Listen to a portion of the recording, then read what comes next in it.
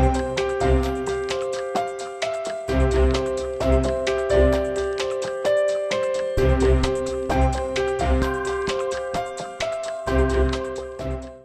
evening and thank you for joining us on the 4th episode of Design. I'm Vivian Toh. Now this evening we have a very interesting guest with me tonight, and we will be talking about insights and highlights on fashion and what it is far more than just a material world. This evening we have Puan Futom, Sheikh Jaafar from the Malaysia Design Council, aka Majlis Rekabentuk Malaysia, MRM, and we also have Zainal, the fashion maestro of Malaysia, who also writes a book. Later on he will talk to us about the book, and we also have his fashion muse, Raj Aria, who seems to be really good in hosting, but in his background he is from the banking industry. We will also hear from him how he actually got involved in fashion as well. Now, tonight, let's have Bon to kickstart the conversation. Good evening, Bon. Hi, good evening, Puan, and good evening to you, Raj. Now, Bon, what do you have to say about the insights, or let's just talk about highlights on fashion? What are you busy with recently? I see that you are in the media a lot. What's actually running in your mind? Well, fashion is about people about fashion, about glamorous thing, about being there, rubbing shoulders with people, all that. But then again, I must say, fashion is something which is something from the heart, you know. And then being a Malaysian, I think we should realize that we Malaysian, we are creative. We coming from creative base basically. Okay. And yes, the industry now is growing. I can see now. I mean, in fact, sometimes too fast. Okay, and then again, we should look more into the industry as a whole.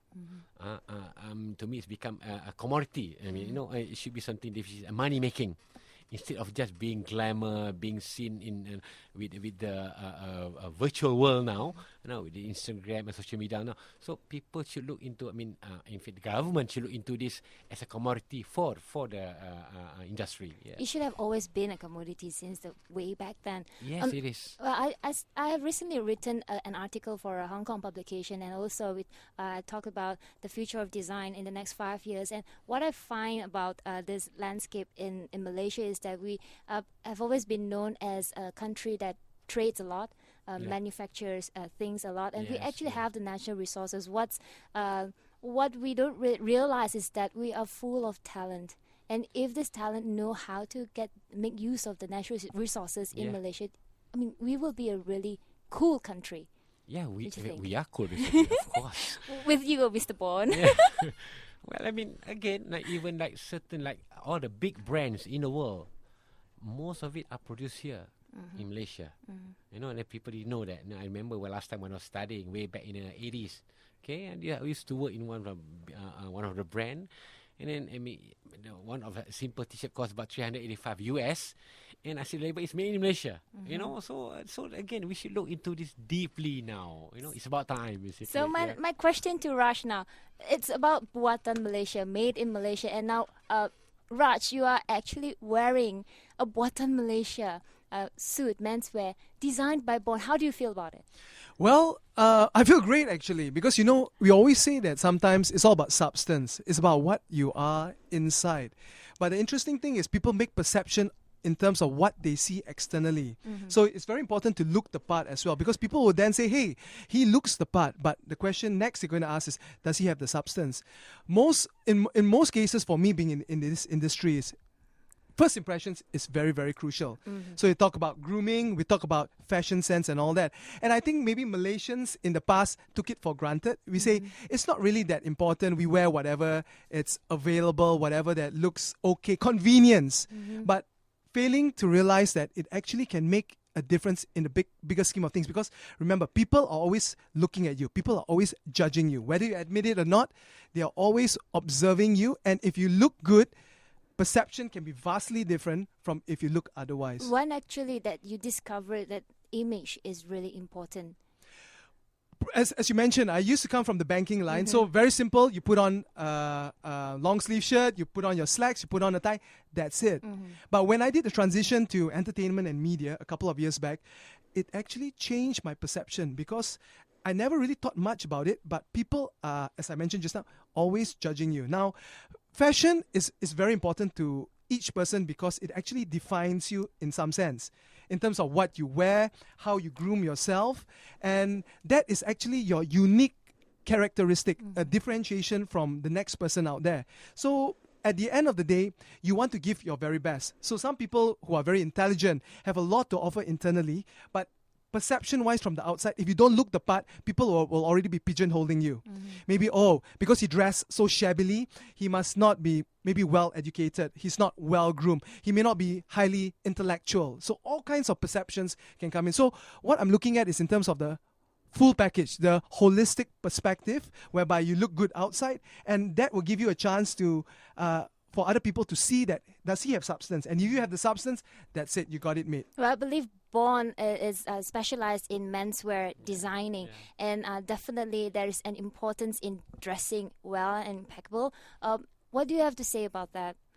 And again, people judge you, okay? And just to add up, I do focus on men, but yes, I do focus on ladies as well. Okay. Okay, because fashion is at both, it took both ways and all that. Perception, again, one thing I would say, support local brand. Okay. Okay, you must. Go. And support. And then again, people like things. I mean, everybody, male, female, we like things that look good. You know what I mean? Even like dressing up every morning, when female, when we wake up in the morning, when we dress up, some a bit or rather we impress the opposite sex. I mean, some or other we do that. You know, I mean, be it your the opposite co-worker, attracts, that law of attraction. be it your co-worker, your colleague, your parents, your mom, your dad. I mean, these are the things. Go back again to the industry, fashion. Fashion, I mean, on our part, we make things look good. Our job is to make people look good. It's a most honorable a job to me, basically, you know that. You see? Yeah. Puan Futom. Now, Raj was mentioning that he came from the background of banking, right? And what else, Raj? Banking and finance, then did banking a and transition finance. to entertainment and media, yes. Well, I think you do also have an interesting story. Would you mind to share with us your how did you the jump from that background to what you are today, a senior general manager of MRM?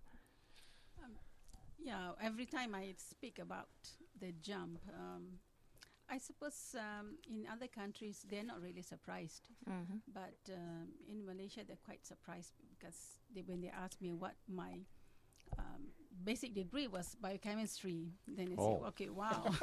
So what are you doing in design now? But it's just not about what you have studied.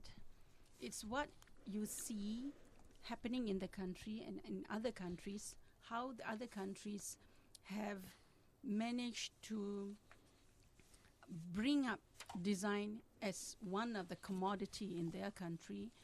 And in Malaysia, I agree what Bon has just said just now, that we come from a very long history of creative people way back, you know, when the Malays and the Thais, some Thais, kacukan they call it, and we have some influence of Arabs, influence of Indonesians, and from there we know that our people are very creative people, and looking at the transformation, everybody is speaking about transformation.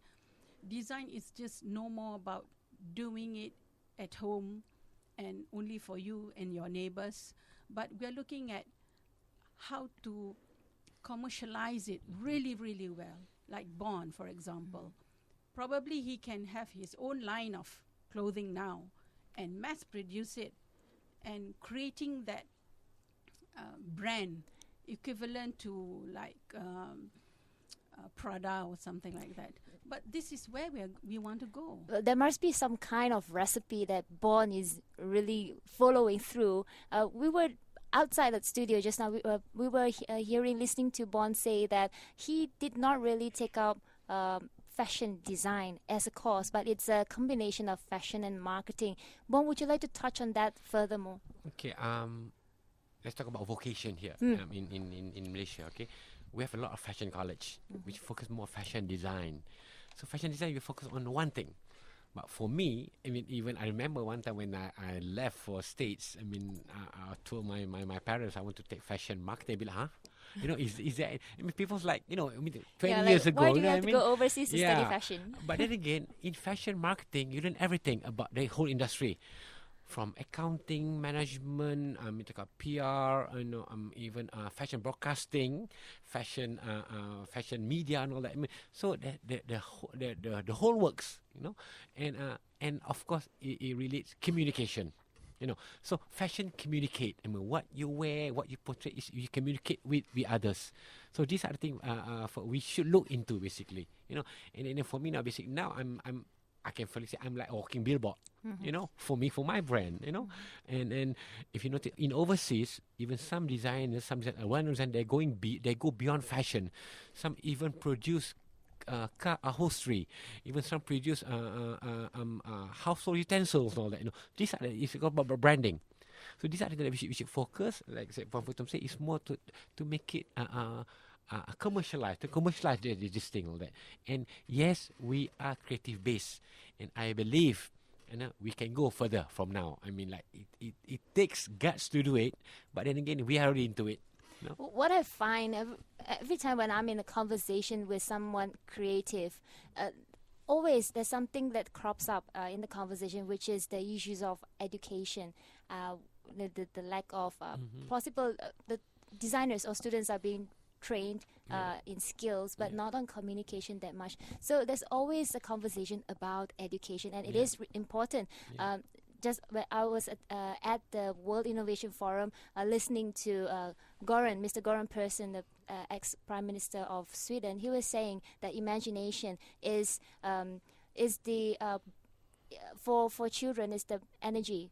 Like it gives you the brain power to think a lot of things, and education is really important in that sense. But then let's not forget that communication is also important. Now, Raj, being a TV host, you definitely know the art of networking, right? How would this, from your point of view, it will help creative person to flourish in their career? I think that's something which is very, very important. Now, as we all know, some designers are very good at what they do, but that's on the technical side, the vocational aspects. But the world has changed. Now they're looking at in terms of the holistic package. That means an overall point of view. It's a bit pointless to come up with fantastic designs if you're not able to network, you're not able to market it well, you're not able to come up with a proposal in order to get the financing, to mass produce it, to share it with the world. So if that part is lacking, you're still stuck at square one. So you're right about education. We should look in terms of entrepreneurship. You know, it's not just one-dimensional, focusing on the technical aspects, but you have to look at it from other aspects as well. Now, some people, they are very good at what they do. They say, look, the business parts is totally alien to me. That's fine. What you need to do then is to find someone who complements you, who can handle all the business aspects while you focus on the designing, the innovation, the creative side, and then you come together. That's when your product or your service or your designs can flourish and then hopefully can reach out to the global market, because we live in the internet age nowadays. You have you got the World Wide Web, you got the internet, and basically the world is your oyster today.